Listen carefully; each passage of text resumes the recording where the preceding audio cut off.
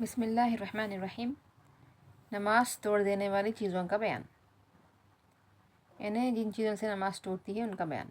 مسئلہ، قصدن یا بھولے سے، مطلب بھول کے یا جان بوجھ کے نماز میں بول اٹھی تو نماز جاتی رہی۔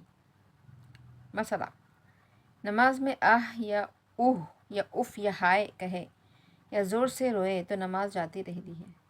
البتہ اگر جنت دوزخ کو یاد کرنے سے دل بھر آیا اور زور سے آواز نکل پڑی یا آہ یا اف وغیرہ تو نماز نہیں ٹوٹی۔ اگر جنت اور دوزخ کی وجہ سے، مطلب اس کو یاد کر کے ان آیتوں کو پڑھتے ہوئے اگر روئے تو نماز نہیں ٹوٹتی، لیکن دنیاوی باتوں کی وجہ سے اگر روئے تو نماز ٹوٹ جائے گی۔ مسئلہ، بے ضرورت کھنکارنے اور گلا صاف کرنے سے جس سے ایک آدھ حرف بھی پیدا ہو جائے تو نماز ٹوٹ جاتی ہے۔ البتہ لاچاری کے وقت کھنکارنا درست ہے اور نماز نہیں جاتی۔ بیمار ہے، طبیعت خراب ہے، کھنکارنا پڑا تو کوئی بات نہیں، لیکن خالی خالی کھنکارے اچھے خاصے صحت مند لوگ تو نماز جاتی رہی۔ مسئلہ، نماز میں چھینک آئی، اس پر الحمدللہ کہا تو نماز نہیں گئی، لیکن کہنا نہیں چاہیے۔ اگر کسی اور کو چھینک آئی اور اس سے نماز میں ہی اس کو یرحمک اللہ کہا تو نماز جاتی رہی۔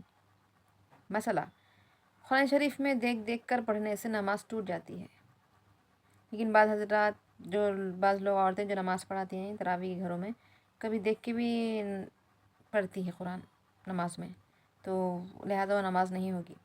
مسئلہ، نماز میں اتنی مڑ گئی کہ سینہ قبلے کی طرف سے پھر گیا تو نماز ٹوٹ گئی۔ مسئلہ، کسی کے سلام کا جواب دیا اور وعلیکم السلام کہا تو نماز جاتی رہی۔ نماز میں سلام کا جواب بھی نہیں دینا ہے۔ مسئلہ، نماز کے اندر جوڑا باندھنا تو نماز جاتی رہی۔ جوڑا یعنی چونڈا باندھے تو بھی نماز کیا ہوتی؟ چلے جاتی۔ مسئلہ، نماز میں کوئی چیز کھائی یا کچھ پی لیا تو نماز جاتی رہی، یہاں تک کہ اگر ایک تیل یا دھرا چھالیا کا ٹکڑا اٹھا کر کھا لیا تو بھی نماز ٹوٹ جائے گی۔ نماز میں کچھ کھانا پینا نہیں چاہیے، خواہ وہ ایک چھوٹا سا ٹکڑا ہی کیوں نہ ہو۔ البتہ اگر دھرا وغیرہ کوئی چیز دانتوں میں اٹکی ہوئی تھی، اب اس کو نگل گئی تو اگر چنے سے کم ہو تب تو نماز ہو گئی، اور اگر چنے کے برابر زیادہ ہو تو نماز ٹوٹ گئی۔ مسئلہ، منہ میں پان دبا ہوا ہے اور اس کی پیک حلق میں جاتی رہی، پیک یعنی تھوک حلق میں جاتی رہی تو نماز نہیں ہوگی۔ مسئلہ، کوئی میٹھی چیز کھائی پھر کلی کر کے نماز پڑھنے لگی، لیکن منہ میں اس کا مزہ کچھ باقی ہے اور تھوک کے ساتھ حلق میں جاتا رہا تو نماز نہیں، مطلب نماز صحیح ہے، نہیں ٹوٹے گی۔ نماز میں کچھ خوشخبری سنی اور اس پر الحمدللہ کہہ دیا، یا کسی کی موت کی خبر سنی اس پر انا للہ و انا الیہ راجعون پڑھا تو نماز جاتی رہی۔ مسئلہ، کوئی لڑکا وغیرہ گر پڑا، اس کے گرتے وقت بسم اللہ کہہ دیا تو نماز جاتی رہی۔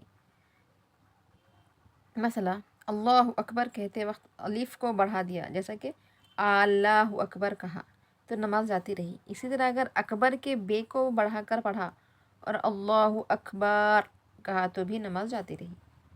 مسئلہ، کسی خط یا کسی کتاب پر نظر پڑی اور اس کو اپنی زبان سے نہیں پڑھا، لیکن دل ہی دل میں مطلب سمجھ گئی تو نماز نہیں ٹوٹی، البتہ اگر زبان سے پڑھ لے تو نماز جاتی رہی۔